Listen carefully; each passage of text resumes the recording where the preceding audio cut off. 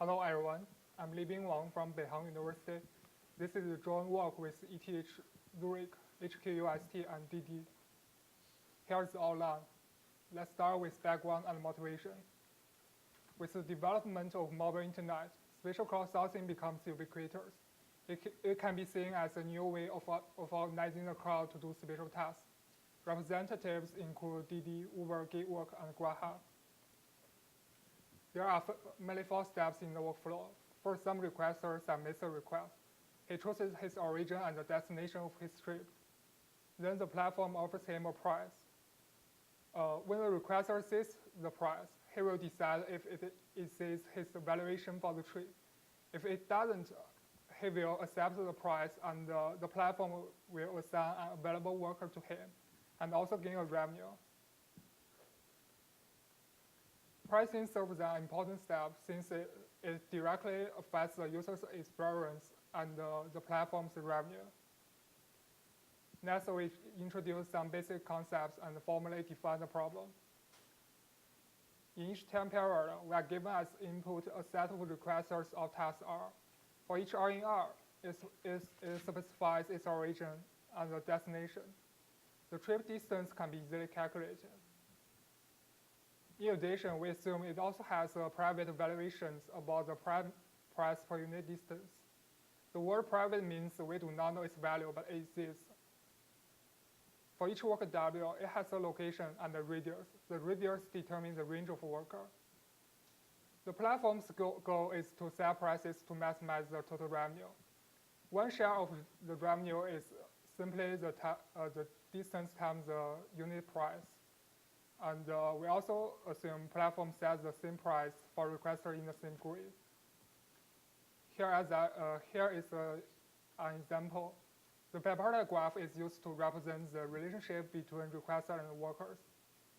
Here, a price of $3 is offered to R1 and R2, and $2 per km to R3.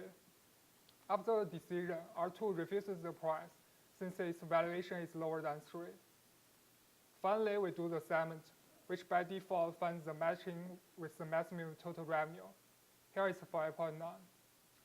However, if the valuations are arbitrary, the problem is so hard.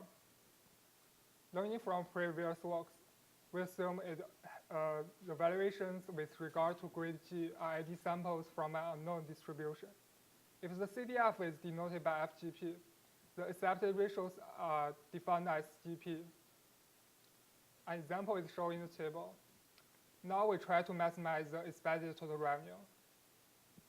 A price of $2 per km is offered to R1, R2, and R3. The expected total revenue is 3.9. We propose GDP problem. Given a set of tasks and a set of workers, the GDP problem is to find prices P for all grids to maximize the expected total revenue. Even if we know the accepted ratios, GDP problem is NP hard. Next, we present our solutions. Our framework is as follows. We start with special cases and extend them to the multiple grids. We first consider one grid with sufficient supply. We offer a single price P. The expected total revenue can be expressed in a concise way. Since the sum of DR is fixed, actually we only need to find the mass matter of PSP, also called the base price. As SP is a continuous function, we use discretized prices to approximate. Under a certain price P, the number of requesters who accept P follows the binomial distribution. So we can calculate the sample mean from historical records and obtain a table like this.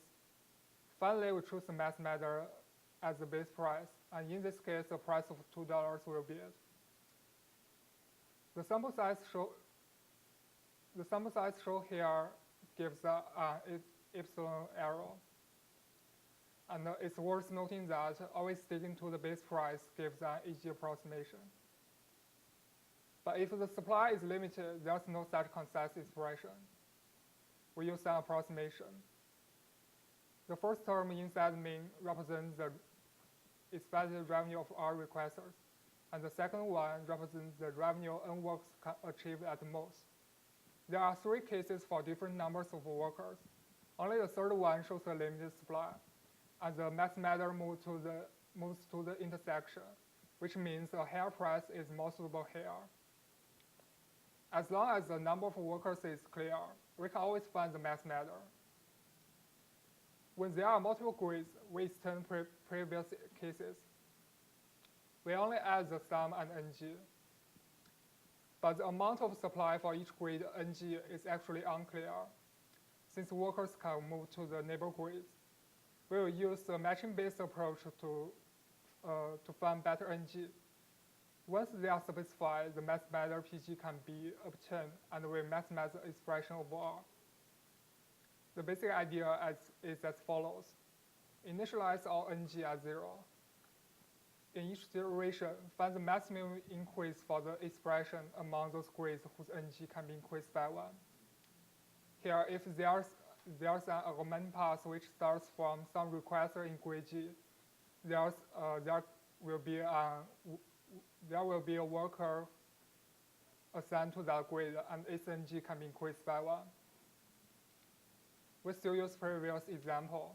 At first, N9 and N11 are both 0, so they are only discretized curves represented by the crosses. If some ng can be increased by 1, there will be a dashed line. Now we try to compare the increase between grids. We find grid 9 has a larger increase. We made this increase by modifying N9 as 1 and marking a request worker pair in the matching. Since there's no worker who can be the supplier of grid 9, there's only grid 11 left. We made this increase and the pricing is down. The expected total revenue is 4.1, which is larger than the case where we stick to base price. We briefly present the evaluation results. We use real and synthetic data sets with settings shown in the table. The real data set is based on online test coding platforms in China. We compare 5 algorithms. SDE uses the supply and demand in exponents. SDR uses the ratio of supply and demand. Base P is a strategy where we always stick to the base price. And capped UCB is a strategy designed for one grid with limited supply. Here are the results on synthetic data. We can see MAPS achieves the largest revenue. MAPS is the most effective one. MAPS is also efficient. And here are the results on the real data. MAPS still performs best on real data sets. And finally, the conclusion. We propose a new problem called GVP. We design several techniques with theoretical guarantees. It includes a sampling-based approach, a basic pricing strategy, and a matching-based pricing strategy. We conduct extensive experiments on both real and synthetic data sets. Thank you.